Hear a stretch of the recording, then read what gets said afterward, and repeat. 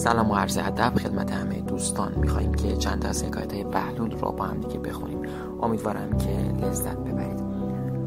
روزی بهلول پیش خلیفه هارون الرشید نشسته بود. جمع زیادی از بزرگان خدمت خلیفه بودند. طبق معمول خلیفه هوس کرده بود سر به سر بهلول بگذارد. در این هنگام صدای شیهه اسبی از استبل خلیفه بلند شد. خلیفه به مسخره به بهلول گفت: برو ببین این حیوان چه میگوید، گویا با تو کار دارد. بهلول رفت و برگشت و گفت: این حیوان میگوید مرد حسابی، حیف از تو نیست با این خرها نشسته ای، زودتر از این مجلس بیرون رو، ممکن است خریه تنها نیست در تو اثر کند.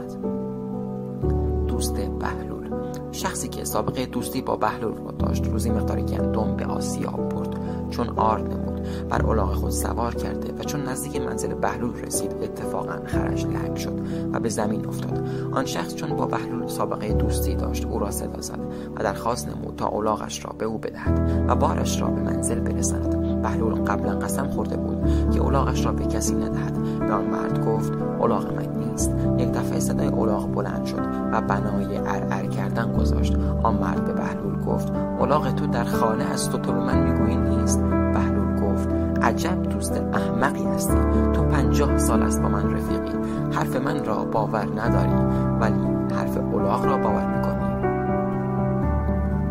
بهلول و مرد شیاد.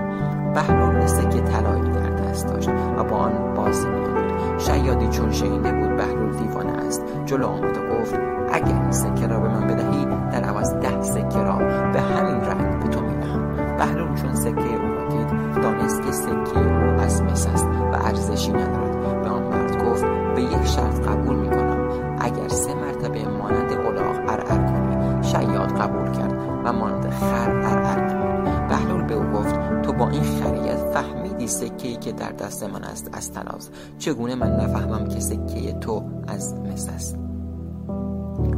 شکار رفتن بهلول و هارون الرشید. روزی خلیفه هارون الرشید و جمعی از درباریان به شکار رفته بودند. بهلول با آنها بود. در شکار آهوی نمودار شد. خلیفه تیری به سوی آهو انداخت ولی به هدف نخورد. بهلول گفت: احسنت. خلیفه غضبناک شد و گفت: مرا مسخره می‌کنی؟ بهلول جواب داد: احسنت من برای آهو بود که خوب فرار کرد، نه برای تو. حمام رفتن بهلول. روزی بهلول به حمام رفت ولی خدمه حمام به او بی‌اعتنایی نمودند و آن قسم که دلخواه بهلول بود او را کیسه ننمودند. با این حال وقت خروج از حمام بهلول 10 دینار که همراه داشت او را به استاد حمام داد و کارگران چون از این بذل و بخشش را دیدند همگی پشیمان شدند که چرا نسبت به او بی‌اعتنایی کردند. بهلول باز هفته دیگر به حمام رفت و این دفعه تمام کارگران با کمال احترام او را شستشو نموده و مواظبت بسیار نمودند. ولی با این همه سعی و کوشش کارگران موقع خروج از حمام بهلول فقط 1 دینار به آنها داد. حمامی ها متغیر گردیده بودند.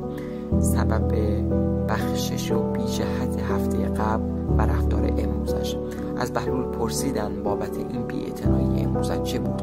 بهلول گفت: مزد امروز حمام را هفته قبل که حمام آمده بودم پرداختم و مزد آن روز حمام را امروز میپردازم تا شماها ادب شوید و رعایت مشتری خود را بدانید.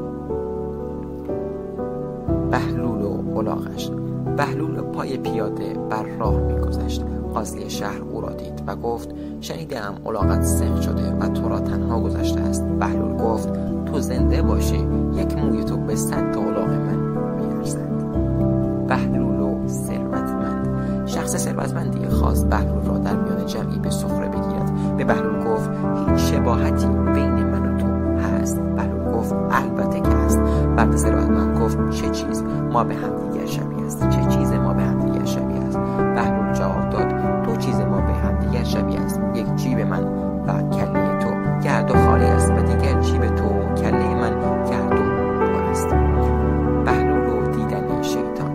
روزی مرد زشت و بد اخلاق از بهلول سوال نمود که خیلی میل دارم شیطان را ببینم. بهلول گفت: اگر آینه را در خانه نداری در آب زلال نگاه کن، شیطان را خواهی دید. مسجد بهلول. روزی مسجدی می ساختند. بهلول سر رسید و پرسید: چه می کنید؟ گفتند: مسجد می سازیم.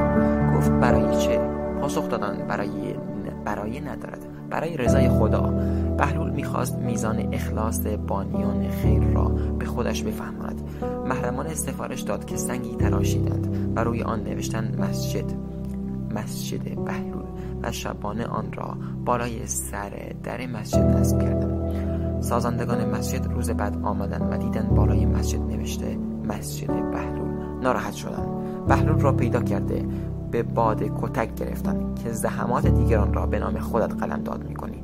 بهلول گفت مگر شما نگفتید که مسجد را برای خدا ساخته ایم؟ فرضاً مردم اشتباه کنند و گمان کنند که من مسجد را ساختم، خدا که اشتباه نمی‌کند. بهلول و دوست. گویند روزی بهلول کفش نو پوشیده بود. داخل مسجد شد تا نمازی بگذارد. در آن محل مردی را دید که به کفش‌های او نگاه می‌کند. فهمید که طمع به کفش دارد. ناچار با کفش به نماز ایستاد. آن دزد گفت با کفش نماز نباشد. بهلول گفت اگر نماز نباشد کفش نباشد.